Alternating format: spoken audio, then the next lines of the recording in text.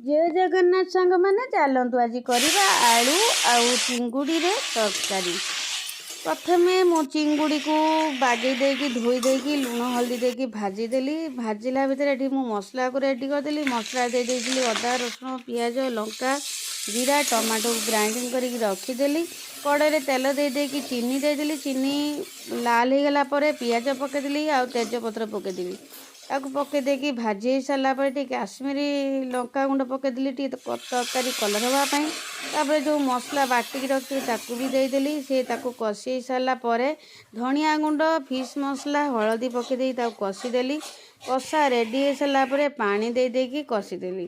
देखो एबे देदेबा जो रखी आलू भजा चिंगुड़ी भजा को रखी पकई देकी आम कषा टिके कषी सारा पर लुण पकईदे। जो पानी दिहब से पानी अनुसार लुण टिके दिहब दे सारा पर पानी आउ टिके ढाली देकी फुटेदेली।